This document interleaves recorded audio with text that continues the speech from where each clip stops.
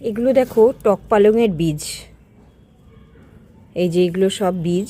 আমি বীজগুলোকে কালেকশন করে রাখবো সামনের বছরের, যাতে আমার এই এটাই যাতে পাই। ফের ছাদ বাগান থেকে বীজ কালেকশন করে রেখে আমি সামনের বছর আবার এই সবজিটাই লাগাতে চাই। আর দেখো শেষ, এই সিজনের শেষ আমি এগুলো এই যে তুলে নিচ্ছি, তুলে নিয়ে দেখি যে কটা হয় খাওয়ার ব্যবস্থা করি। আর কারণ সিজনের শেষে এগুলো তুলে ফেলে দেব, একটু তো মায়া লাগে বলো, ছাদ থেকে তুলে। দেখো এটা যে বীজ এরকম হয় আমি জানতাম না। এই যে দেখো আমি এই ফার্স্ট দেখলাম টক পালংয়ের বীজ এরকম হয়। ভালোই হয়েছে, আমার অনেকগুলো হয়েছে, অনেকগুলো হয়েছে। পুরো গাছগুলো শুকিয়ে যাচ্ছে। তাহলে আমি একটু শাক কালেকশন করে নিই, আর এগুলোকে বীজগুলোকে কালেকশন করে রাখি, রেখে এটাকে পরিষ্কার করব, করে আবার অন্য কিছু বসাবো। ধরো এই নিয়েও এতগুলো কালেকশন হয়ে গেল আমার।